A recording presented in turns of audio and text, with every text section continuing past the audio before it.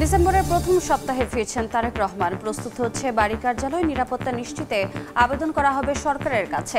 মিলেছে bullet proof গাড়ির অনুমোদন। অংশীজনদের সঙ্গে আলোচনা ছাড়া জোটের প্রতীকে ভোট বাতিলের অভিযোগ। পুনর্বহালে ইসিতে আবেদন কয়েকটি দলের। পক্ষে বিএনপি, বিপরীত অবস্থানে জামাত, এনসিপি। ঢাকা 14 আসনে আলোচনায় গুমের শিকার দুই পরিবার। নিখোঁজ সুমনের বোন তুলিকে বিএনপির মনোনয়ন। জামাতের টিকিট পেলেন ব্যারিস্টার আরমান। দিচ্ছেন নানা প্রতিশ্রুতি। কুমিল্লায় 9 মাসে উদ্ধার 38টি আগ্নেয়াস্ত্রগুলির বেশিরভাগই বিদেশি। নির্বাচন সামনে রেখে সীমান্ত দিয়ে চোরাচালান বাড়ার শঙ্কা। টহল বাড়িয়েছে আইন শৃঙ্খলা বাহিনী। এবং পর্যাপ্ত উৎপাদনের পরও সংকটের অজুহাতে অস্থির পেঁয়াজের বাজার। 7 দিনে অসাধু ব্যবসায়ীরা হাতিয়ে নিয়েছে 173 কোটি টাকা। আমদানির অনুমতি না দেওয়ার পরামর্শ কৃষিবিদদের।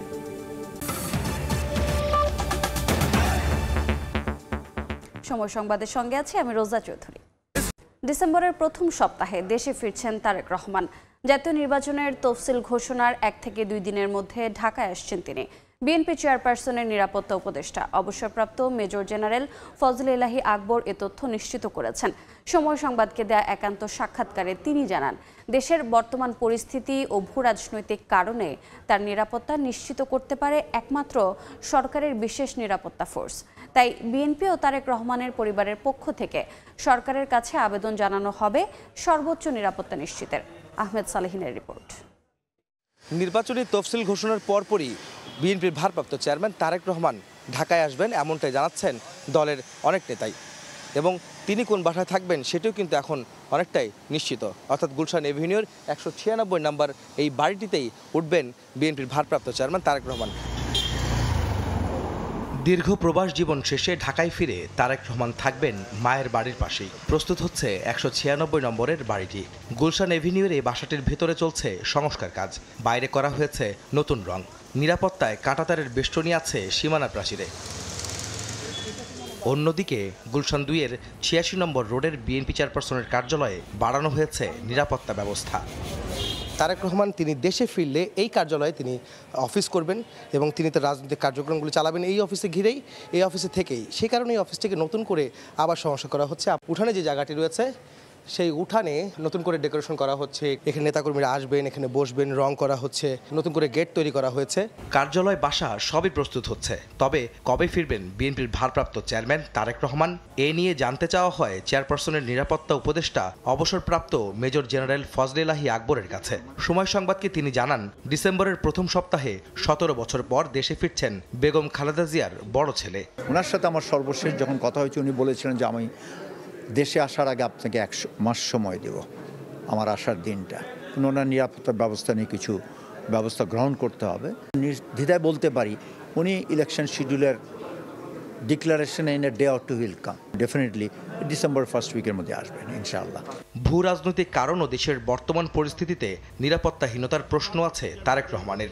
এমনটা জানিয়ে ফজলে ইলাহি আকবর বলেন, তার নিরাপত্তায় সরকারের বিশেষ সিকিউরিটি ফোর্স আশা করছেন তারা। বর্তমান পরিস্থিতিতে ওনার জন্য বুলেট প্রুফ গাড়ি is a must. Tarique Rahman কিন্তু এক ব্যক্তি নন, উনি এখন শুধু বিএনপির লোক না। ওনার কিছু যদি ঘটে যায় একটা দেশে এমন একটা পরিস্থিতি হবে যেই আমরা স্থিতিশীলতা এবং ভবিষ্যতে একটা ইলেকশন সবই কিন্তু বানচাল হবে। ওনাকে একদিকে জনগণের সাথে মিশতে হবে, সেই সুযোগ করতে হবে, আরেকদিকে ওনার নিরাপত্তাও দেখতে হবে। এবং এটা কিন্তু হাইলি প্রফেশনাল একটা ব্যাপার। সরকারের যে স্পেশাল সিকিউরিটি ফোর্স আছে, ভিভিআইপি প্রোটেকশন, তারা অথবা সেনাবাহিনী এই দায়িত্ব নিতে পারে। ইতিহাসে এরকম অনেক ঘটনা আছে, এরকম ক্রিটিক্যাল টাইমে কিন্তু টার্গেট হয়ে যেতে পারে। এইদিকে আমাদের সর্বোচ্চ নজর রাখা আমাদের সকলেরই প্রয়োজন। দেশে ফেরার আগে চলতি মাসেই ওমরা পালনে সৌদি যাওয়ার কথা ছিল তারেক রহমানের, কিন্তু সার্বিক পরিস্থিতিতে এখনই নয়, বরং নির্বাচনের পরে বিএনপির ভারপ্রাপ্ত চেয়ারম্যান ওমরা করবেন বলেও জানান ফজলে ইলাহি আকবর। সিচুয়েশনের পলিটিক্যাল ল্যান্ডস্কেপ, দেশের যে অবস্থা চলছে, এই প্রতিটাতে one is related to the other. পরিবর্তন এখন শোনা যাচ্ছে যে উনি হয়তো বা ইলেকশন করে পরে যাবেন, জনগণের ম্যান্ডেট নিয়ে আল্লাহর কাছে উনি ফরিয়াদ করবেন। গত মাসেই বেগম খালেদা জিয়া ও তারেক রহমানের নিরাপত্তার জন্য 2টি বুলেট প্রুফ গাড়ি কিনতে বিএনপিকে অনুমোদন দেয় স্বরাষ্ট্র মন্ত্রণালয়। অস্ত্রের লাইসেন্সও শিগগিরই হয়ে যাবে বলে আশা প্রকাশ করেন বিএনপি চেয়ারপারসনের নিরাপত্তা উপদেষ্টা। আহমেদ সালেহিন, সময় সংবাদ, ঢাকা। গণপ্রতিনিধিত্ব আদেশ বা আরপিওর কিছু ধারার সংশোধনী নিয়ে ক্ষুব্ধ বেশ কয়েকটি দল। নেতাদের অভিযোগ, অংশীজনদের সঙ্গে আলোচনা ছাড়াই জোটের প্রতীকে ভোট করার বিধান বাতিল করা হয়েছে। আর এ ধারা পুনর্বহাল করতে নির্বাচন কমিশনে আবেদন জানিয়েছে কিছু দল। এতে বিএনপির সমর্থন থাকলেও বিপরীত অবস্থানে জামায়াত এনসিপি। ফারুক ভূঁইয়া রবিনের রিপোর্ট। বাংলাদেশের নির্বাচনী ইতিহাসের দীর্ঘ সময় ধরেই জোটের প্রধান রাজনৈতিক দলের প্রতীকে শরিক দলের প্রার্থীদের ভোটে লড়ার রেওয়াজ রয়েছে। তবে সম্প্রতি গণপ্রতিনিধিত্ব আদেশ বা আরপিও সংশোধন হওয়ায় এখন আর থাকছে না সে সুযোগ। ফলে নিজ দলের প্রতীকেই নির্বাচন করতে হবে প্রার্থীদের, যা চলমান রাজনীতিতে যুক্ত করেছে নতুন বিতর্ক। এ সংক্রান্ত সংশোধনী পাশ হওয়ার আগে আইন মন্ত্রণালয় ও নির্বাচন কমিশনে আনুষ্ঠানিক চিঠি দিয়ে আপত্তি জানিয়েছিল বিএনপি। তা আমলে না নিয়ে ৩রা নভেম্বর অধ্যাদেশ জারি করে অন্তর্বর্তী সরকার। তবে গেজেট প্রকাশের পরও থেমে নেই দলগুলো। দলীয় প্রতীকের পাশাপাশি আগের মতো জোটের প্রতীকে ভোট করার সুযোগ ফেরাতে ইসির দ্বারস্থ হয়েছে বিপ্লবী ওয়ার্কার্স পার্টি 12 দলীয় জোট সহ কয়েকটি দল। এটা তো হঠাৎ করে দলগুলোর উপরে চাপিয়ে দেওয়াটা কিন্তু যৌক্তিক কোনো কথা না। আপনার দলগুলোর সঙ্গে তো আপনার তো আলোচনাই করেননি, বসবেন, কথা বলবেন, মতামত নেবেন। অতীতের একটা জায়গা থেকে হঠাৎ করে আপনি ডিপার্ট করছেন, ওনারা কাজটা ঠিক করেননি। আমাদের দলের অবস্থান তো হলো নিজস্ব প্রতীকে করা, কিন্তু একই সাথে আগামী নির্বাচনে আমরা বলেছি যে জনপ্রিয় অন্য কোনো প্রতীকে নির্বাচন করার বিধানটা আগের মতন থাকা দরকার। নির্বাচন কমিশন এটা অত্যন্ত স্বৈরতান্ত্রিক কায়দায় এই সিদ্ধান্তটা নিয়েছে।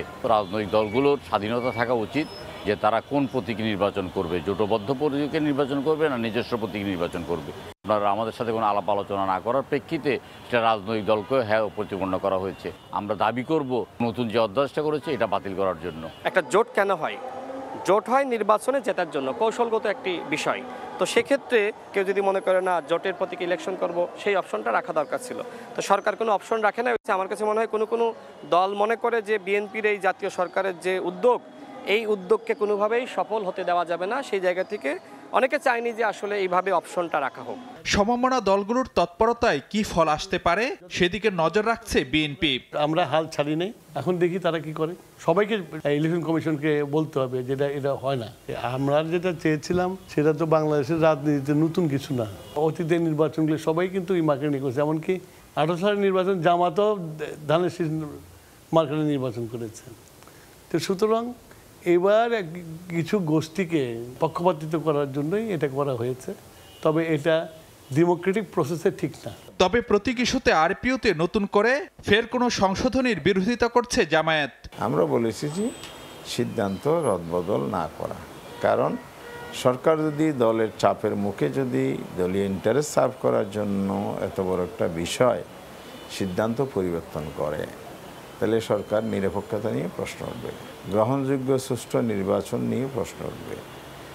আজকে যদি একটা দলের দাবির মুখে একটা সিদ্ধান্ত চেঞ্জ করে, তাহলে আরেকটা দল আরও 3টা নিয়ে যাবে। প্রতীক সংক্রান্ত বিধানে এনসিপির অবস্থানও জামায়াতের মতোই। ফারুক ভূঁইয়া, রবিন, সময় সংবাদ, ঢাকা। ত্রয়োদশ সংসদ নির্বাচনে ঢাকা 14 আসনে ভোটের মাঠে এবার আলোচনার কেন্দ্রবিন্দু গুম হওয়া 2 পরিবার। বিএনপির গুম হওয়া নেতা সুমনের বোন তুলির হাতে ধানের শীষ তুলে দিয়েছে বিএনপি। অন্যদিকে গুমের শিকার ব্যারিস্টার আরমান টিকিট পেয়েছেন জামায়াতের। তবে এই আসনের ভোটারদের চাওয়া উন্নয়ন, নিরাপত্তা আর কাজের রাজনীতি। ওমর ফারুকের তোলা ছবিতে তানভীর হাসান মেঘের রিপোর্টে বিস্তারিত। মিরপুর, গাবতলী থেকে সাভারের কাউন্দিয়া আর বনগাঁও পর্যন্ত বিস্তৃত রাজধানীর ঢাকা 14 আসন। ভোটের হাওয়ায় এই আসনে এখন আলোচনার কেন্দ্রে 2 প্রতিপক্ষ, বিএনপির তুলি এবং জামায়াতের আরমান। ভিন্ন ভিন্ন কৌশল নিয়ে নির্বাচনী এলাকায় মনোনয়ন পাওয়া প্রার্থীরা গণসংযোগে ঘাম ঝরাচ্ছেন। ভোটের মাঠে তরুণ 2 প্রার্থী প্রতিশ্রুতি দিয়ে ভোটারদের কাছে টানছেন। নারী নেতৃত্বের নতুন মুখ বিএনপির সম্ভাব্য প্রার্থী সানজিদা ইসলাম তুলি। গুম হওয়া ভাইয়ের সন্ধানে দীর্ঘদিনের আন্দোলনের ধারাবাহিকতায় প্রথমবার দলের মনোনয়ন পেলেন। অপরাজনীতি নয়, মানবিক ঢাকা 14 গড়ার প্রতিশ্রুতি তার। যেই রাজনীতি প্র্যাকটিস বাংলাদেশে ছিল, আপনারা সামনে হয়তো ভিন্ন রাজনীতির মুখ দেখতে যাচ্ছেন, যেখানে প্রতিহিংসার শিকার হতে হবে না কাউকে, এবং সেইখানে আমরা যেই হত্যাযজ্ঞ হতে দেখেছি শুধুমাত্র ক্ষমতায়নের জন্য, ক্ষমতায় থাকার জন্য, সেই রাজনীতি আমরা আর চাই না। জামায়াত সম্ভাব্য প্রার্থী আরমান প্রতিশ্রুতি দিলেন, শত্রুতা নয়, লক্ষ্য হবে মানুষের কল্যাণ। একটি নতুন ধারার রাজনীতির সৃষ্টি করবে ইনশাআল্লাহ। আমার বোনকে সাথে নিয়ে আমরা প্রমাণ করব যে রাজনীতিতে প্রতিদ্বন্দ্বিতা মানেই শত্রুতা নয়। অবশ্যই আমাদের মধ্যে রাজনৈতিক তীব্র প্রতিযোগিতা হবে, কিন্তু এই প্রতিযোগিতা হবে মানুষকে সেবা করার দিক দিয়ে। আমরা যে রাজনৈতিক অঙ্গনে সহিংসতা দেখি, ব্যক্তিগত আক্রমণ দেখি, শেমিং এবং টাইমিংয়ের রাজনীতি দেখি, আমার বোন সঞ্জিদা ইসলাম তুলিকে সাথে নিয়ে আমরা প্রমাণ করব রাজনীতিতে এগুলোর দিন শেষ। এলাকার ভোটাররা বলছেন, শুধু প্রতিশ্রুতির ফুলঝুরি নয়, উন্নয়ন, নিরাপত্তা আর কাজের রাজনীতি চান তারা। আমাদের এই এলাকার যে সমস্যাগুলো আছে, এই সমস্যাগুলো যে সমাধান করবে তাকেই আমরা ভোট দেব। যে আমাদের জন্য উন্নয়ন করবে, রাস্তাঘাটে কাজ করবে, আমরা যে যোগ্য মনে করবো তাকে আমরা ভোট দেব। তারা যে আমাদের আশাটা দেয়, ওইটা যাতে তারা পরবর্তীতে যখন ক্ষমতায় আসে ওইটা যাতে তারা পালন করতে পারে, এটাই আমাদের আশা থাকবে। ঢাকা 14 আসনের মিরপুরের এই বড়বাজার থেকে কাউন্দিয়া ইউনিয়নে যেতে হলে নৌকায় এখানকার হাজারো মানুষের ভরসা। স্থানীয়দের দাবি, একটি ব্রিজ হলে পাল্টে যাবে দুইয়ের যোগাযোগ ব্যবস্থা, কমবে ভোগান্তি। বিচ্ছিন্ন দ্বীপের মতো এই দুই ইউনিয়নের মানুষের চাওয়া তাই একটু আলাদা। নেতা কর্মীরা ব্রিজ হওয়ার আগেই মনে করেন এরা খায়। 50 বছর ধরে আমরা এই অবস্থায় দেখতেছি। মাল সামাল নিয়ে পারে না, তোমার বড় বড় গাড়ি ঢুকা পারতেছে না, মানুষজন পারতেছে না। 96 সাল থেকে 2025 সাল এই পর্যন্ত ব্রিজের আশ্বাস যায়, কিন্তু ব্রিজ পাই না। প্রথমবারের মতো ভোটের মাঠে দুই প্রার্থীর লড়াইয়ে ফলাফলই জানা যাবে কে হাসবেন শেষ হাসি। তবে ভোটারের প্রত্যাশা, ভরসার প্রতিদান পেতে এবার আর ঠকবেন না তারা। তানভীর হাসান মেঘ, সময় সংবাদ, ঢাকা। কুমিল্লায় গত 9 মাসে উদ্ধার হয়েছে 38টি আগ্নেয়াস্ত্র, বিপুল পরিমাণ গুলি, যার বেশিরভাগই বিদেশি। আসন্ন জাতীয় সংসদ নির্বাচন সামনে রেখে জেলার সীমান্তবর্তী এলাকা দিয়ে অবৈধ আগ্নেয়াস্ত্র ঢোকার আশঙ্কা করছেন স্থানীয়রা। তবে আইনশৃঙ্খলা বাহিনী বলছে, নির্বাচনকে কেন্দ্র করে অবৈধ অস্ত্র প্রবেশ ঠেকাতে সীমান্তে টহল বাড়ানো হয়েছে।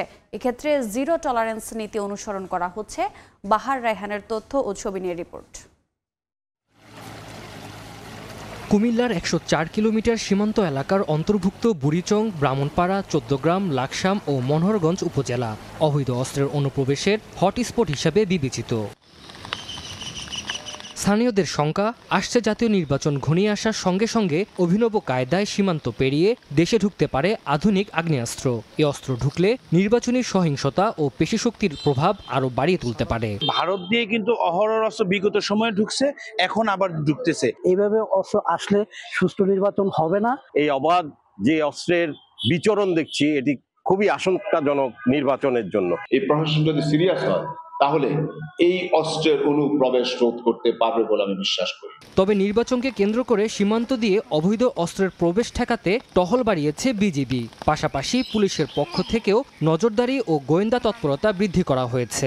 নির্বাচন কেন্দ্রিক কিংবা দেশে একটা অরাজক পরিস্থিতি তৈরি করার জন্য একটা মহল চাচ্ছে যে দেশে একটা অরাজক পরিস্থিতি সৃষ্টি হোক। সে বিষয়ে আমরা তৎপর রয়েছি। এখন পর্যন্ত বাইরে থেকে কোনো কিছু আসছে আমরা এই জাতীয় নিউজ এখন পাইনি, তবে আমরা তৎপর রয়েছে। আইন শৃঙ্খলা বাহিনীর তথ্য বলছে, গত 9 মাসে জেলায় উদ্ধার হয়েছে 38টি আগ্নেয়াস্ত্র, 113 রাউন্ড গুলি ও 20টি ম্যাগাজিন, যার বেশিরভাগই বিদেশি।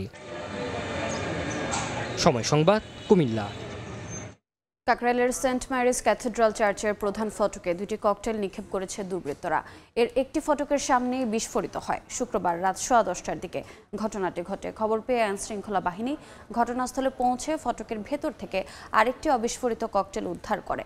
পরে বোমা নিষ্ক্রিয়করণ ইউনিট সেটি নিষ্ক্রিয় করে। এ সময় ডিএমপির ডগ স্কোয়াড চার্চ এলাকা তল্লাশি চালায়। তবে কারা এই ঘটনার সঙ্গে জড়িত তা এখনও কিছু জানা যায়নি। শনিবার সেখানে খ্রিস্ট জন্মজয়ন্তী 2025 উপলক্ষে জাতীয় পর্যায়ের জুবিলি উদযাপনের অনুষ্ঠান অনুষ্ঠিত হওয়ার কথা রয়েছে।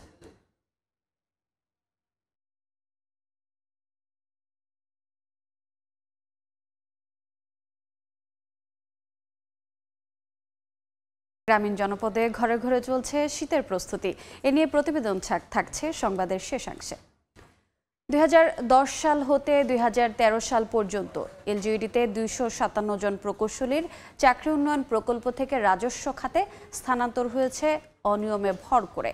আদালতের নির্দেশে গেল এপ্রিলে জনপ্রশাসন মন্ত্রণালয়ের জমা দেওয়া তদন্ত প্রতিবেদনে এমন চিত্র উঠে এলেও তাদের ভেতর থেকে অনেককে আবার পদোন্নতির প্রস্তাব করেছে স্থানীয় সরকার প্রকৌশল অধিদপ্তর। যদিও তাদের পদোন্নতি সহ অন্যান্য কার্যক্রমে রয়েছে আদালতের স্থিতাবস্থা। এ অবস্থায় অভিযুক্তদের পদোন্নতির বিষয়ে স্থানীয় সরকার প্রকৌশল অধিদপ্তরের নেয়া উদ্যোগের পেছনে কোনো অসৎ উদ্দেশ্য রয়েছে কিনা তা খতিয়ে দেখার তাগিদ টিআইবির MS আরিফিনের রিপোর্ট। এলজিইডিতে উন্নয়ন প্রকল্প থেকে 2010 সাল হতে 2013 সাল পর্যন্ত মোট 257 জনকে বিধিবহির্ভূতভাবে রাজস্ব খাতে স্থানান্তর করা হয়েছে। গেল এপ্রিলে জনপ্রশাসন মন্ত্রণালয়ের করা এই তদন্ত প্রতিবেদনে উঠে আসে এমন অনিয়মের চিত্র। প্রতিবেদনে দেখা যায় 257 জনের মধ্যে 36 জনের প্রকল্পে চাকরির ধারাবাহিকতা ছিল না। অনেকের কৃষিতে ও যন্ত্রকৌশলে বিএসসি ডিগ্রি থাকলেও কাজ করছেন এলজিইডির প্রকৌশলী হিসেবে। এমনকি এই 257 জনকে প্রথম দফায় যে পদোন্নতি দেয়া হয় সেটিও আইনসম্মত হয়নি। এ অবস্থায় এক রিটের প্রেক্ষিতে গেল 6 আগস্ট তাদের পদোন্নতি সহ বিভিন্ন কার্যক্রমে স্থিতাবস্থা দেন উচ্চ আদালত।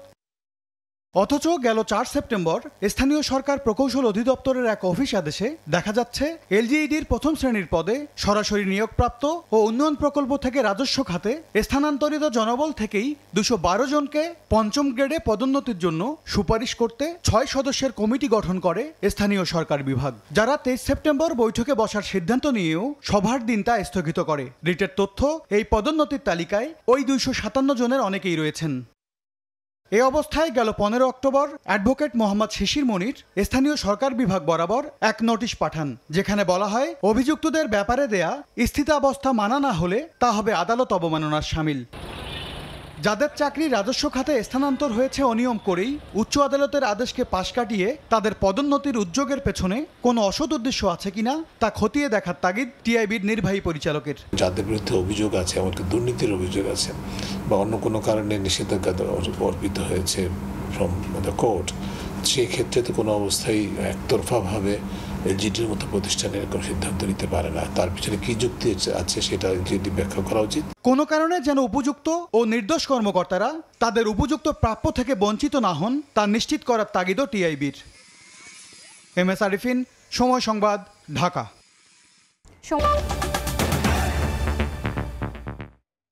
চাহিদার বিপরীতে উদ্বৃত্ত উৎপাদন, রয়েছে স্বাভাবিক সরবরাহ, তবুও সংকটের অজুহাতে অস্থির পেঁয়াজের বাজার। চলতি মাসের 7 দিনে কেজিতে 40 টাকা বাড়িয়ে বাজার থেকে অসাধু ব্যবসায়ীরা হাতিয়ে নিয়েছে 173 কোটি টাকারও বেশি। এদিকে দামের চাপে অসহায় ভোক্তা। আবাদ ও ফলন বাড়ায় অভ্যন্তরীণ উৎপাদনেই চাহিদা পূরণ সম্ভব, তাই কৃত্রিম সংকটের চাপের মুখে আমদানির অনুমতি না দেওয়ার পরামর্শ কৃষিবিদদের। ফরহাদুর রহমানের রিপোর্ট। আগস্ট ও সেপ্টেম্বর 2 মাস খুচরা বাজারে মান ও জাত ভেদে প্রতি কেজি দেশি পেঁয়াজের দাম ছিল 80 থেকে 85 টাকা। পুরো অক্টোবর জুড়ে ছিল 80 টাকা। হঠাৎ করে 1 নভেম্বর এক লাফে 25 টাকা বেড়ে 105 টাকায় পৌঁছে যায়। এরপর 4 নভেম্বর 110 ও 5 নভেম্বর তা থেকে 120 টাকায়, অর্থাৎ 5 দিনে কেজিতে বাড়ে 40 টাকা। কিন্তু কারণ কি? 3 জেলাতে আপনার ফুল না 3 থানায়, কারণ এই পিসটা মনে করেন 64টি জেলা নিয়ন্ত্রণ করা লাগতেছে। এর কারণে মনে করেন যে এখন আমদানিও কম, এই জন্য দামটা একটু বেড়ে গেছে। পুরোটাই আমাদের দেশি মালে চলছে। এখন দেশি মালও একটু শর্ট হয়ে গেছে, কারণ এখন হাটে বাজারে মালটা কম উঠতেছে। ব্যবসায়ীরা এমন দাবি করলেও কৃষি সম্প্রসারণ অধিদপ্তর বলছে গত অর্থ বছরে বেড়েছে পেঁয়াজের চাষ ও উৎপাদন। এখনও চাহিদার বিপরীতে রয়েছে যথেষ্ট মজুত। 4 নভেম্বর আমরা যে তথ্য জেলা থেকে, সেখানে আমরা 3,67,300 মেট্রিক টন আমাদের এখনও মজুত আছে কৃষক পর্যায়ে। গ্রীষ্মকালীন পেঁয়াজের আবাদকে আমরা সম্প্রসারণের চেষ্টা করেছি, সেটা আমরা ইতিমধ্যে বাজারে আসা শুরু করেছে। আমরা সেখান থেকে 87,000 মেট্রিক টন পাবো। আরেকটা আমাদের আছে মুড়ি কাটা পেঁয়াজ, আপনার ছোট পেঁয়াজ লাগা যেটা বড়, সেটা অলরেডি আবাদ শুরু হয়েছে। আরও 2,42,000 মেট্রিক টন পেঁয়াজ পাবো। উৎপাদন ও সরবরাহ নিয়ে কৃষি সম্প্রসারণের দাবির মিল পাওয়া যায় বাজার বিশ্লেষণেও। কেননা গেল অক্টোবরেও সর্বোচ্চ দাম ছিল ৮০ টাকা, অথচ এর আগে ২০২৩ ও ২০২৪ সালে জুন মাসেই ১ কেজি পেঁয়াজের দাম ছাড়ায় ৮৫ টাকা, যা বেড়ে অক্টোবরে পৌঁছায় ১১৫ টাকায়। ফলে এবার নভেম্বরের এই আকস্মিক দামের পেছনে কারসাজি দেখছেন ভোক্তারা। বাড়লে হয়তো ২০ টাকা, ১০ টাকা বা ৫ টাকা এরকম করে বাড়তে পারে। সাধারণ মানুষের জন্য এটা বিরাট একটা ভোগান্তি, কারণ ৪০ টাকা পেঁয়াজের কেজিতে বেড়ে গেছে। হয়তো বা মনে হচ্ছে যে সিন্ডিকেট ঢুকে গেছে আবার আগের মতো। জাতিসংঘের খাদ্য ও কৃষি সংস্থার মতে দেশের দৈনিক পেঁয়াজের চাহিদা ৭,৭১৫ মেট্রিক টন। সে হিসেবে নভেম্বরের ৭ দিনে কেজিতে ৪০ টাকা পর্যন্ত বাড়তি ধরলেও বাজার থেকে অসাধু ব্যবসায়ীরা তুলে নিয়েছেন ১৭৩ কোটি টাকারও বেশি। কৃষিবিদরা বলছেন মৌসুমের শেষ দিকে সরবরাহ কমা স্বাভাবিক হলেও অভ্যন্তরীণ উৎপাদনের চাহিদা পূরণ সম্ভব। এখানে হয়তো এটা ৮০ টাকার মধ্যে ১০০ টাকা ঠিক ছিল, ১২০ টাকা না। অনেকগুলি কোম্পানি চাইছে আমরা আমদানি করি বিদেশ থেকে, এটা করতে দেওয়া উচিত না, কারণ এইটুকু হিট, এইটুকু স্ট্রেস তাকে সহ্য করতে হবে। হঠাৎ দাম বেড়ে গেছে, ৩ কেজির জায়গায় ২.৫ কেজি কিনলাম, এইটুকু করতে হবে। কিন্তু এখন যদি আমদানি করা শুরু করি তাহলে কিন্তু আরেকটা মেসাকার হবে, তাহলে সামনে গিয়ে দাম আবার বেড়ে যাবে। ২০২৪-২৫ অর্থ বছরে সারা দেশে ২,৯৩,৪৩১ হেক্টর জমিতে পেঁয়াজ চাষ হয়েছে। উৎপাদন ৪.৫ লাখ মেট্রিক টন। ফরহাদুর রহমান, সময় সংবাদ, ঢাকা। রেল সংযোগ প্রকল্পের আলোচিত টিটিপাড়া আন্ডারপাসের কাজ অবশেষে শতভাগ সম্পন্ন হয়েছে, এখন উদ্বোধনের অপেক্ষায়। নারায়ণগঞ্জ ও দক্ষিণের রেল নেটওয়ার্ক সহজ করা এবং রাজধানীর টিটিপাড়া এলাকার যানজট নিরসনে একই সঙ্গে রেল ও সড়কপথ চালু রাখতে বিশেষভাবে তৈরি করা হয় এটি। নাসিরউদ্দিন উজ্জ্বলের রিপোর্ট, ছবি তুলেছেন আবু সাইদ।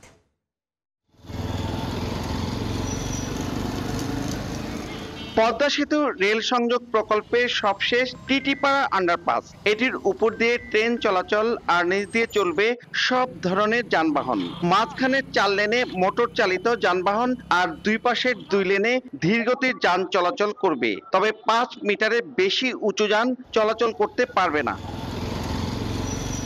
কমলাপুর রেলওয়ে স্টেশনের কাছাকাছি থাকায় এই আন্ডারপাসের রেল লাইন লুপ লাইন হিসেবেও ব্যবহার হবে। আর সৌন্দর্য বর্ধনে পথ চলতে ঋতু বৈচিত্র্যের নান্দনিকতা উপভোগ করা যাবে। এটি খুলে দেওয়া হলে নারায়ণগঞ্জ ও পদ্মা সেতু রেল নেটওয়ার্ক নির্বিঘ্ন ছাড়াও টিটিপাড়া এলাকায় যান চলাচল স্বাভাবিক হবে।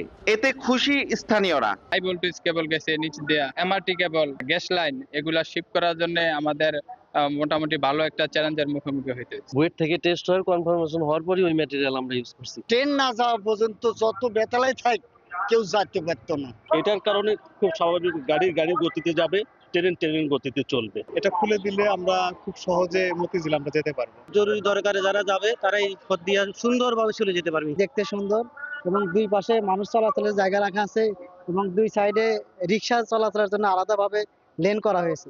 আন্ডারপাসটিতে সুশৃঙ্খল যান চলাচল ব্যবস্থা ছাড়াও পানি নিষ্কাশনের স্বয়ংক্রিয় ব্যবস্থা রয়েছে। ৭৫ কিলোয়াট সম্পন্ন আলাদা 4টি পাম্প রয়েছে, যেগুলো স্বয়ংক্রিয়ভাবে লেভেল অনুসারে পাম্প হবে এবং পার্শ্ববর্তী আমাদের সিটি কর্পোরেশন একটি ক্যানেলে এই পানিগুলোকে পৌঁছায় দেবে। সবকিছু চ্যালেঞ্জ কাটিয়ে আমরা বর্তমানে সম্ভাবনার দ্বারে আমরা এসে পৌঁছেছি এবং আশা করি জনগণ এই সমস্ত ভোগান্তি থেকে বেরিয়ে এসে তারা এইটা যে সুফল সেটা পাওয়া শুরু। পদ্মা সেতুর রেল সংযোগ প্রকল্পের আওতায় রাজধানীর কমলাপুর থেকে যশোরের রূপদিয়া পর্যন্ত ১৭২ কিলোমিটারে ১২৮টি আন্ডারপাস রয়েছে। ৩৪,০০০ কোটি টাকার এই প্রকল্পের অগ্রগতি ৯৯.৯% বেশি। ৬ লেন বিশিষ্ট দেশের প্রথম এই রেলওয়ে আন্ডারপাসের উপর দিয়ে ৬টি রেল লাইন রয়েছে। ৩৩৮ মিটার দৈর্ঘ্য এবং ৩১ মিটার প্রস্থের এই আন্ডারপাস এই এলাকার যানজট নিরসনে বড় ভূমিকা রাখবে। রাজধানীর কমলাপুরের টিটিপাড়া এলাকা থেকে নাসিরউদ্দিন উজ্জ্বল, সময় সংবাদ। Thai Aluminium. The better is now the best. ভিয়েতনামের সড়ক দুর্ঘটনায় নিহত হয়েছেন রাজবাড়ীর যুবক পারভেজ মণ্ডল। শোকের ছায়া নেমে এসেছে তার গ্রামের বাড়ি কালুখালীর মদাপুরে। দেশটিতে স্থানীয় সময় বৃহস্পতিবার সন্ধ্যায় একটি গাড়ি ঝুঁকিপূর্ণভাবে ইউটার্ন নিতে গেলে সেটির সঙ্গে সংঘর্ষ হয় বিপরীত দিক থেকে আসা পারভেজের মোটরসাইকেলের। এতে ঘটনাস্থলে মৃত্যু হয় তার। স্বজনরা জানান, ঋণ ও ধার দেনা করে কাজের সন্ধানে প্রায় ১ বছর আগে ভিয়েতনামে পাড়ি জমান ভ্যানচালক কিয়ামুদ্দিন মণ্ডলের ছেলে পারভেজ সম্প্রতি অসুস্থ ছিলেন তিনি। মোটরসাইকেল চালিয়ে চিকিৎসকের শরণাপন্ন হতে যাচ্ছিলেন। পথে ঘটে দুর্ঘটনা। পারভেজের সঙ্গে থাকা পরিচয়পত্র দেখে শনাক্ত করে দেশটির পুলিশ। মরদেহ দ্রুত দেশে ফিরিয়ে আনতে সংশ্লিষ্টদের সহায়তা চেয়েছে প্রবাসীর পরিবার।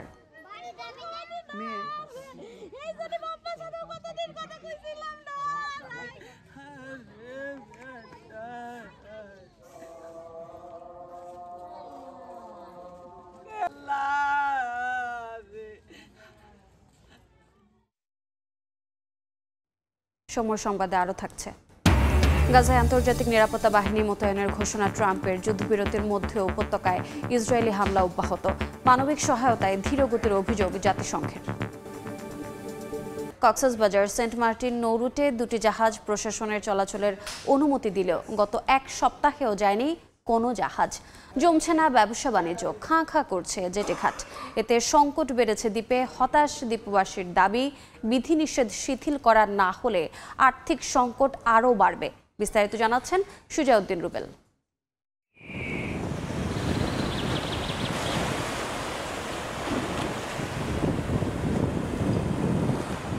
বিষাদে ভরা পুরো সেন্ট মার্টিন দ্বীপ। নেই কোনো ভিড়, ফাঁকা হোটেল, রেস্টুরেন্ট আর জনশূন্য সৈকত। যেটিতেও নেই জাহাজের হুইসেল। সবখানে একরাশ শুনশান নীরবতা।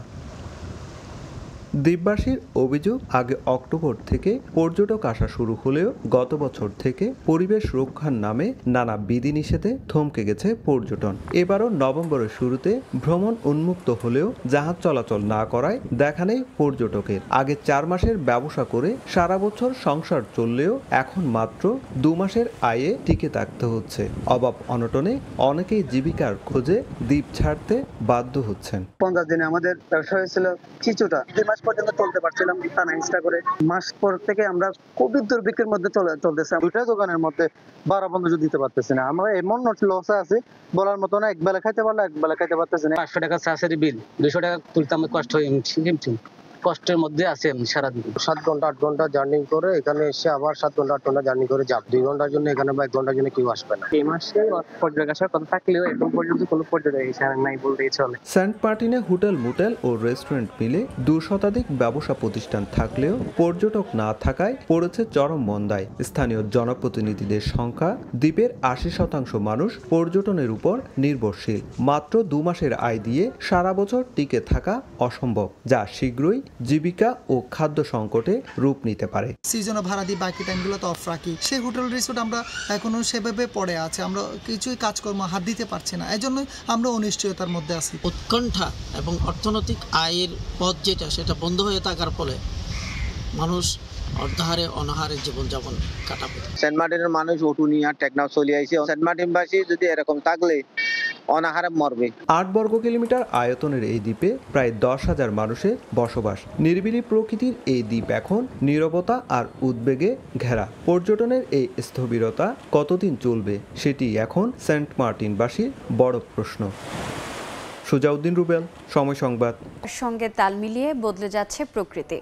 শরতের শুভ্রতা আর হেমন্তের বিদায়ী বার্তা নিয়ে প্রকৃতিতে এখন শীতের আগমনের আভাস। ভোরবেলা ও সন্ধ্যায় হালকা হিমেল হাওয়ায় মৃদু শীতের আমেজ স্পষ্ট। গ্রামাঞ্চলের বাড়িতে বাড়িতে চলছে শীতের প্রস্তুতি। শাহিনুর শাহিনের তোলা ছবিতে রৌনক নেওন তার প্রতিবেদন।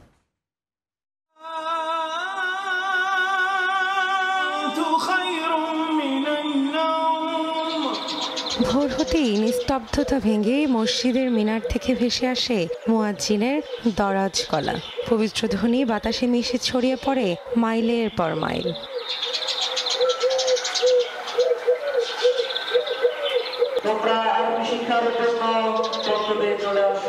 এটা শুধু ধর্মীয় আহ্বানই নয়, গ্রাম বাংলার মানুষের কাছে নতুন দিনের সূচনা বার্তা।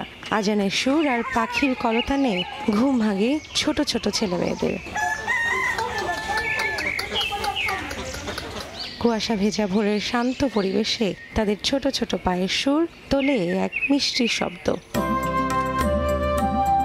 শরতের নীল আকাশ সাদা মেঘের ভেলায় ভাসতে ভাসতে কখন যে মিলিয়ে গেছে তা হয়তো টেরই পাননি অনেকে।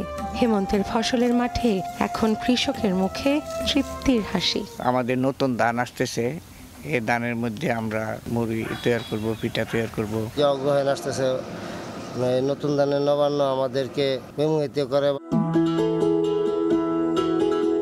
ঘাস বাতাসের ডগায় মুক্তোর দানার মতো শিশির বিন্দু আর শিউলি ফুলের মিষ্টি সৌরভ জানান দেয় শুরু হয়েছে ঋতুচক্রের পালাবদল। হেমন্তের স্নিগ্ধ হাওয়া আর হিম হিম ভাব এ যেন শীতের আগাম বার্তা। যখন ছোট ছিলাম তখন শীত আসছিল বেশি, গরম থাকতো 2 মাস 3 মাস, এখন গরম 6 মাস। শীতকালীন সময় আগে ভালো খেজুরের রস দিত, মামার বাড়ি যাইতাম, পিঠা খাইতাম। কুয়াশাচ্ছন্ন শীতের সকালে যখন প্রকৃতি থাকে আলস্যে, হাতে এক কাপ গরম চা যেন এক টুকরো উষ্ণতার পরশ। দিন হয়ে আসছে ছোট, রাত হচ্ছে বড়, বইতে শুরু করেছে উত্তরের হিমেল হাওয়া। প্রকৃতির এই নীরব ভাষা কানে কানে যেন বলে যায় ভালোবাসার গল্প। কবির উপমায় এই সময়টা যেন প্রতিটি পলক গুনে গুনে চলা, প্রিয়জনের আসার পথের নীরব অপেক্ষা। হেমন্তের আলপনা পেরিয়ে শীতের আগমনের এই সময়টা প্রকৃতি সাজে নতুন সাজে। নতুন ধান আর খেজুর রসের মিষ্টি গন্ধ, অঘ্রাণের নদী, রাতের লক্ষ্মী প্যাঁচা আর ছাতিম ফুলের ঘ্রাণে মোহিত থাকে প্রকৃতি। খেজুরের রসে নবান্ন উৎসবের আমেজ, ঘরে ঘরে চলছে পিঠাপুলি তৈরির আয়োজন। প্রতিবারই বাড়িতে পিঠা বানাই, পিঠার একটা উৎসব শীতাইলি। খেজুরের রস দিয়ে রসের পিঠা বানাই, পুলি পিঠা বানাই, চিত্তই বাপা পিঠা এটি তো আসেই।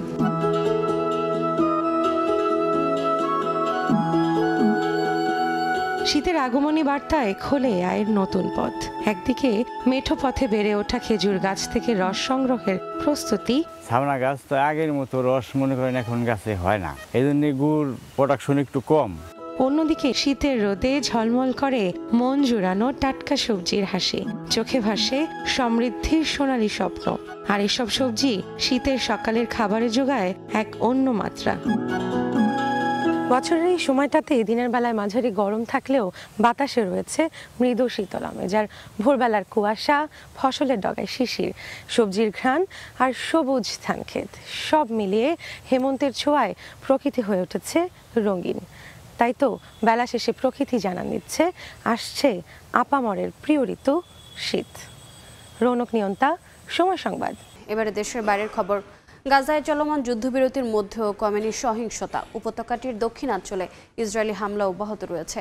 পশ্চিম তীরে জলপাই মৌসুমে ফিলিস্তিনি কৃষকদের ওপর সহিংসতা বেড়েছে। সীমিত মাত্রায় মানবিক সহায়তা প্রবেশের সংকট রয়ে গেছে বলে জানিয়েছে জাতিসংঘ।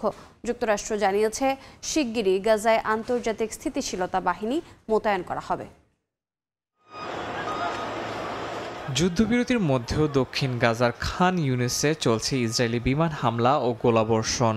ইসরায়েলি প্রতিরক্ষা মন্ত্রী সেনাবাহিনীকে গাজার সব সন্ত্রাসী টানেল ধ্বংস করতে নির্দেশ দিয়েছেন। তবে একই সঙ্গে হামাসের প্রায় 150 যোদ্ধার আত্মসমর্পণ নিয়ে আলোচনাও চলছে, যারা এখনও দক্ষিণ গাজার ভূগর্ভস্থ টানেলে অবস্থান করছে।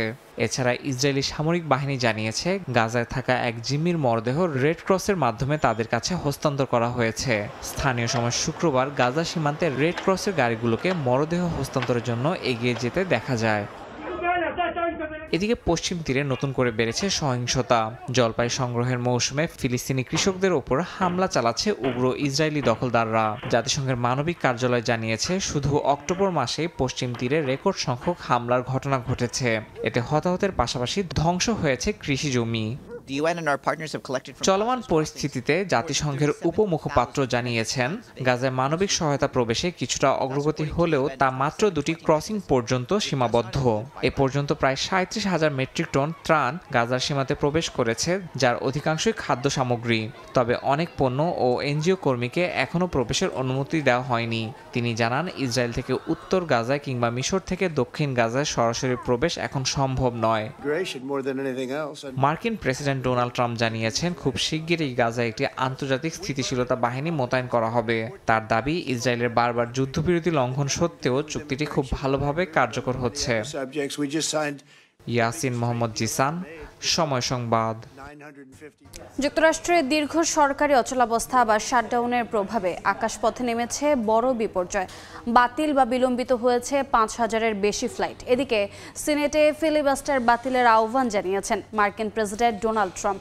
চলমান অচলাবস্থা 38তম দিনে পৌঁছালেও সিনেটে এখনও রিপাবলিকান ও ডেমোক্রেটদের দ্বিমত চলছে। ফেডারেল এভিয়েশন অ্যাডমিনিস্ট্রেশন FAA জানিয়েছে অভ্যন্তরীণ ফ্লাইট 4% কমানোর সিদ্ধান্ত নেওয়া হয়েছে, যা আগামী সপ্তাহে 10% বেড়ে দাঁড়াবে।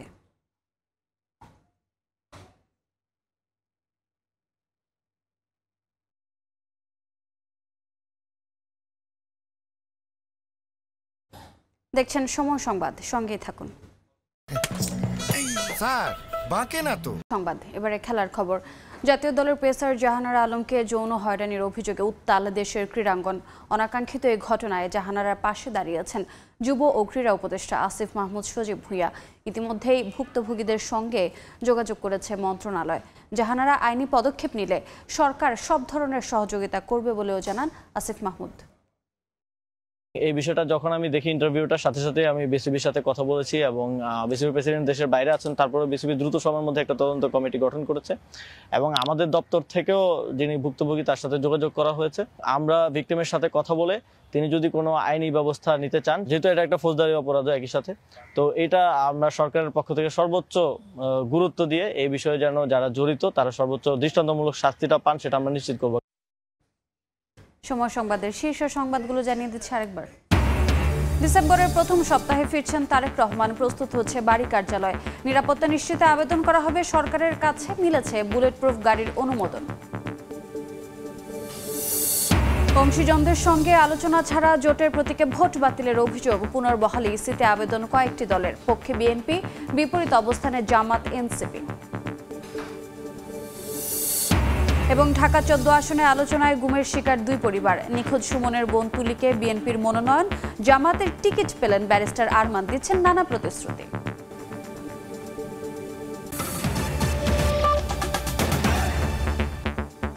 এই ছিল সকাল 10টার সময় সংবাদে। এরপর এ সময়ের বাণিজ্য নিয়ে সঙ্গে থাকবেন আমিরুল ইসলাম আলিফ। ধন্যবাদ রোজা। এ সময় বাণিজ্য নিয়ে আসছে কিছুক্ষণ পর। সঙ্গে থাকুন সময়।